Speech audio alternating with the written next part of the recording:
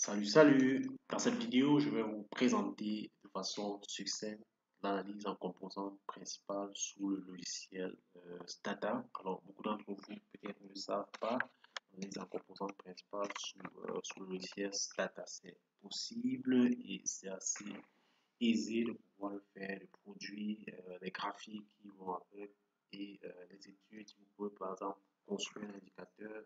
C'est tout à fait possible en utilisant le logiciel STATA. Alors, si vous regardez l'une de mes vidéos pour la première fois, n'hésitez surtout pas à vous abonner et à cliquer et à activer les cloches de notification pour ne rien rater de mes prochaines publications. Alors, l'analyse en composante principale sous STATA est assez simple. Vous avez plusieurs options. L'une des options, c'est de pouvoir utiliser la commande PCA suivi des noms des différentes variables que vous voulez utiliser dans votre analyse en composante principale. Mais nous allons dans cette vidéo vous montrer comment de façon pratique, juste en utilisant le menu déroulant, vous pouvez arriver à faire une analyse en composante principale. Alors, pour pouvoir le faire, il vous suffit d'aller dans l'onglet statistique. Ensuite, il vous faudra aller dans Statistics. Ensuite,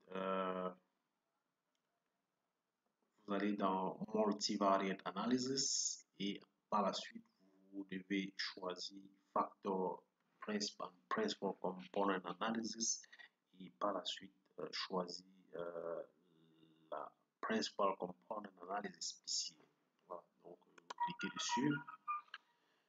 Donc, une fois vous avez cliqué sur PCA, donc il vous faut tout simplement sélectionner les variables que vous voulez inclure dans votre analyse en composante principale. Nous avons, comme je vous l'ai dit, les variables sur le niveau de vie. On a les ménages, les personnes, la variable ménage, personne, niveau de vie, ménage, pauvreté globale, chômage global, revenu d'activité, pension, retraite, revenus patrimoniaux et prestations sociales.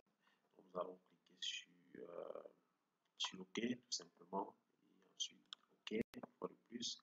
Et là, vous voyez que les résultats de votre analyse en composante principale ont été générés. Donc, on a d'abord dans un premier temps le tableau des valeurs propres de notre analyse qui relate les valeurs propres des plus grandes aux plus petites, ainsi que la proportion que représentent les valeurs propres et la proportion cumulée. Donc, on a, pour ce qui est de la première composante, une valeur propre qui représente 66%, qui cumule à elle 66% d'inertie, tandis que la deuxième 24%. Donc, les deux premières composantes principales cumulent déjà à elles 90% d'inertie et vous pouvez constater la suite. Donc, on a également les vecteurs propres qui sont les composantes principales de nos.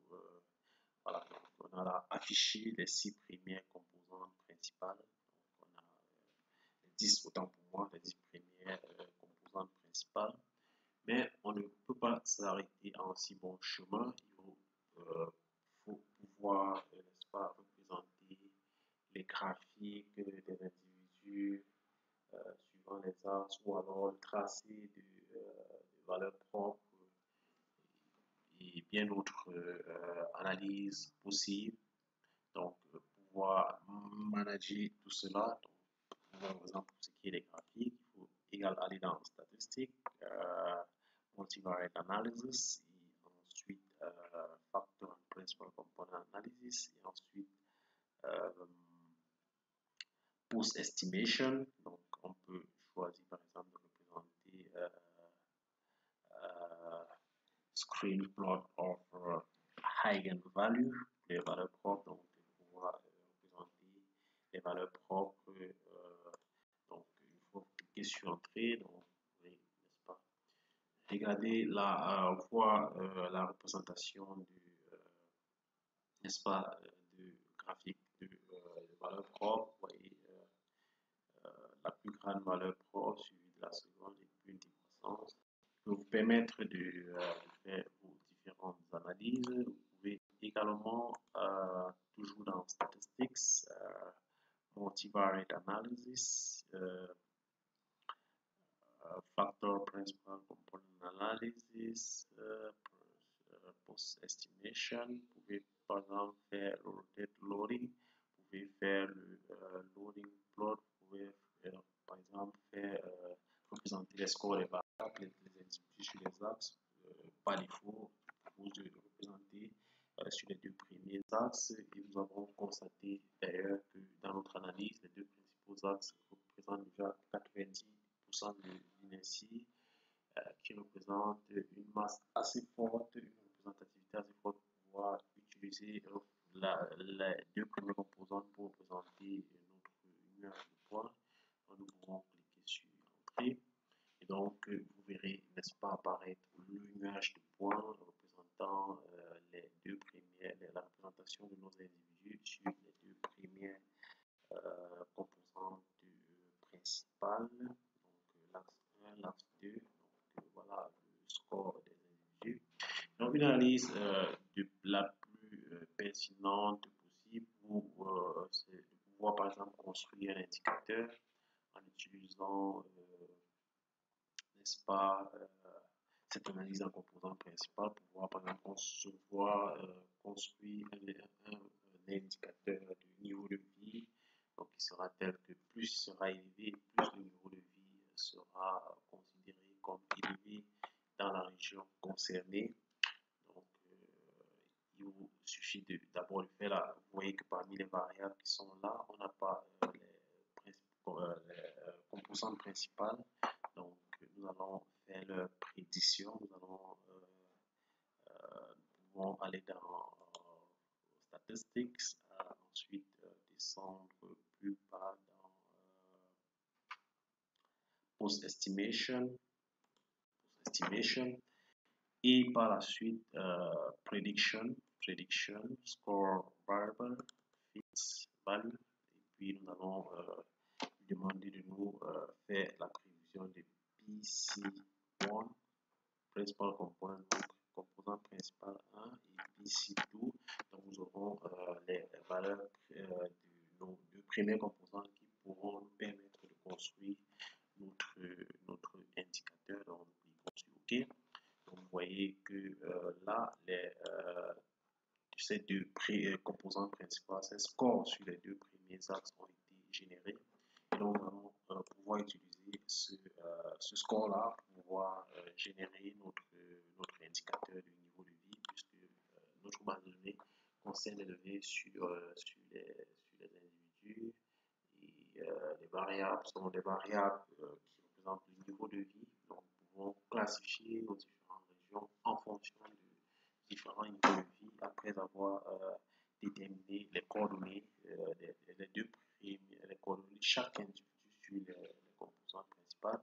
Nous allons utiliser l'inertie. On a les deux premières valeurs propres qui sont 6,6 et 2,47. Donc nous allons utiliser ces valeurs propres pour pondérer notre indicateur. Donc notre indicateur sera une moyenne pondérée par en utilisant les valeurs propres. Donc la première composante sera pondérée par la valeur propre correspondante divisée par la somme des valeurs propres.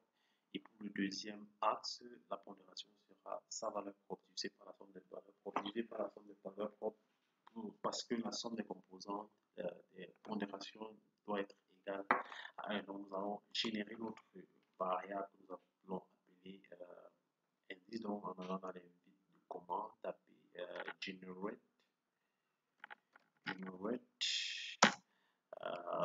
id equal, donc égal notre valeur propre c'est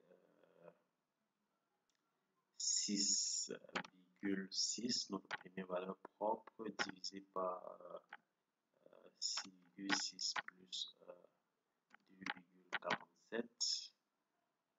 Voilà, donc nous fermons la parenthèse, tout ceci multiplié par PC1 plus cette fois-ci 2,47, n'est-ce pas,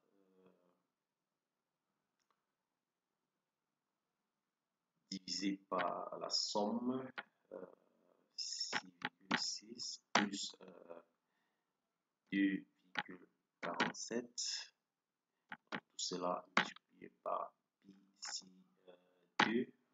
Donc, je vais cliquer sur entrée. Donc, vous voyez que ma variable indice a été générée. Donc, nous pouvons aller dans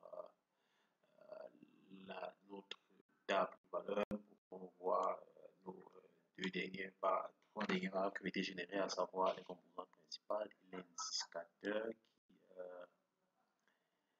qui varie en fonction des différentes régions. Donc, notre indicateur a été construit en utilisant une moyenne pondérée de nos composantes principales qui sont censées représenter la majeure 90% des informations contenues dans nos